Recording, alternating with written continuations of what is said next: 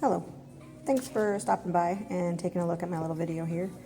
I don't like talking, I don't like being shown on camera, I'm very insecure, but I keep getting in trouble for using stuff and music and sounds I'm not supposed to, so until I get the hang of this whole video creator thing, we're just gonna talk, because what's the worst that can happen? You mute me? It's not like it hasn't happened before. Anyway, so this is me making my little hearts. I call them the Dark Hearts collection. You can find them in my Etsy shop, ribbitcustoms.etsy.com. Shameless plug. Anywho, so in order to make these hearts, one, I make them out of UV resin, and I do use alcohol ink with the UV resin, which I won't say controversial, but people say that it can't really be done easily. It's true, it can't be. You just have to be really, really careful with the amount that you put in.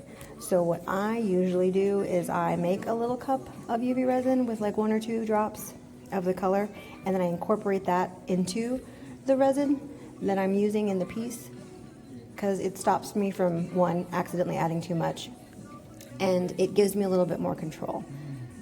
So for these hearts, I go for a swirly effect, not so much a solid effect. So I fill up the mold partially with a little bit of UV resin, and then I drop in the colored UV resin. And I just drop it randomly. Sometimes it's not random, mostly it's randomly. And then I lose my little silicone piece and I swirl it around a little bit, or I add UV resin to the top of it to kind of spread it naturally, let it do its thing. So that I'm not responsible for what it looks like. And then I swirl it around, which is what I'm doing now, kind of make it more wispy looking, not so blobby looking. And then when I'm happy with what I've got, I stick it under the lamp for 60 to 90 seconds typically. I think this time I used 120 seconds just because it is a 3D mold. It is very clear, so it shouldn't have a problem with curing, but because this is a 3D piece, if I fail to cure every single particle when I drill into it in order to add the finding to turn it into a necklace or a pair of earrings or whatever I'm going to do, it's going to ooze out, and then it's worthless. So I make sure that that bad boy gets cured completely. And then I take it out. Once it's done, I add some clear resin to either at this point fill up the rest of the mold or add another small layer.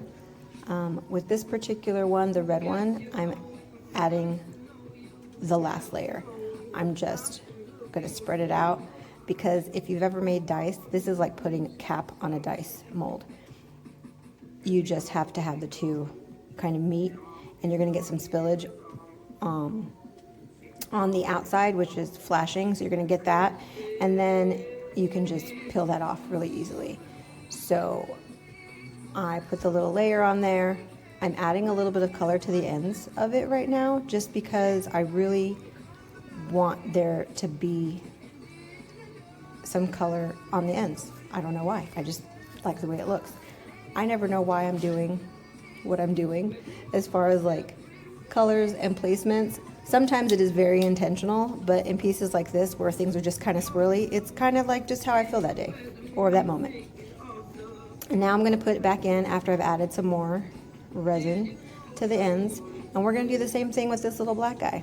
We're just going to add some more clear UV on top.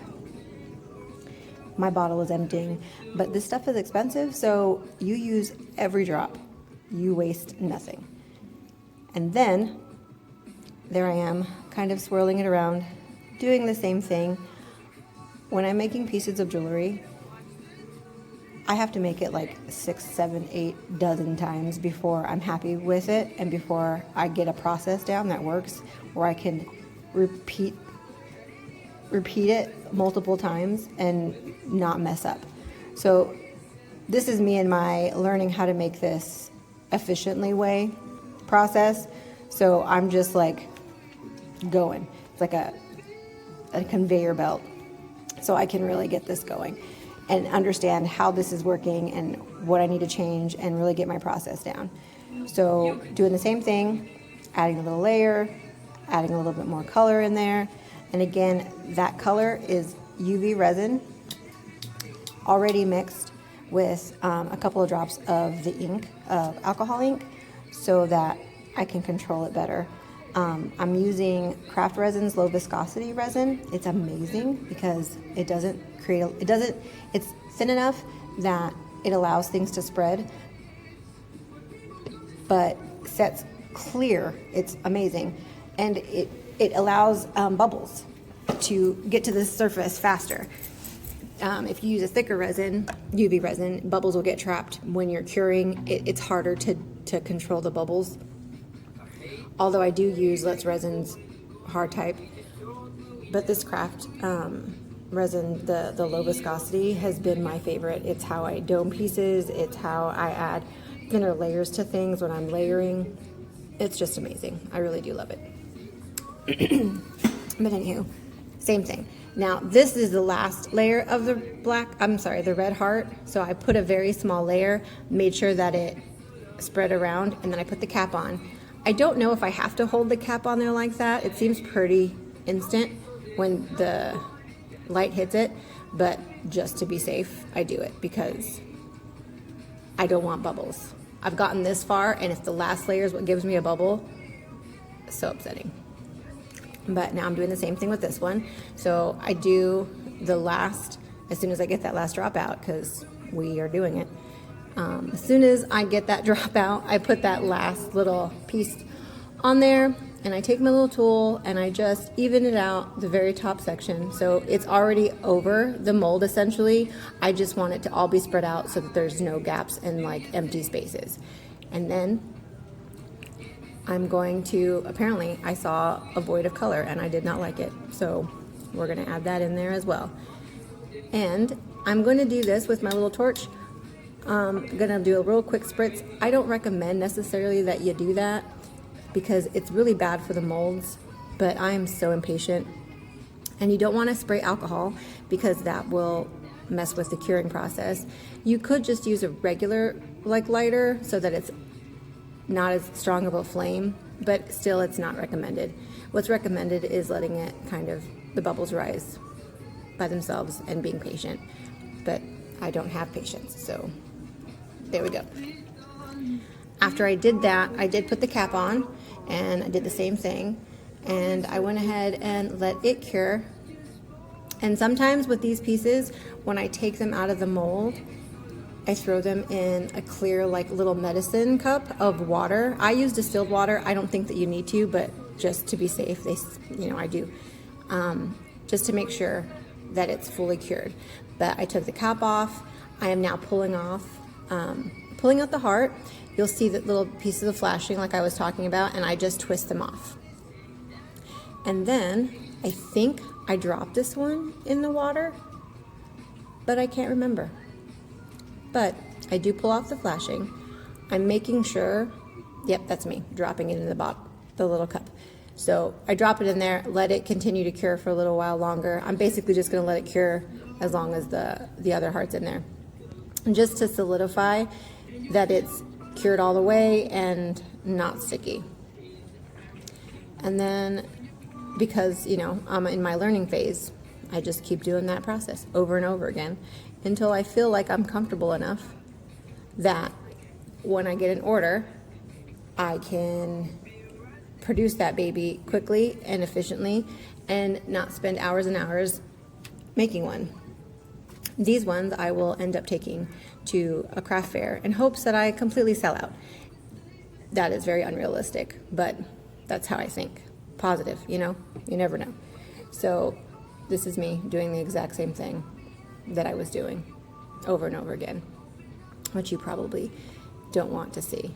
But if you do, I appreciate it. And if I can help you learn in any way, then great, because this really is a blast. I absolutely love doing this. And here we go. Red one out, black one in. I think at this point it was like my 8th heart. You see over there by the lamp, I already have like 3 red ones. I also have a few black ones. Like, I was just on a roll this evening. And by the end of this evening, I really figured out how to get this all done without any bubbles. And look at how pretty. Look at, it's a 3D heart.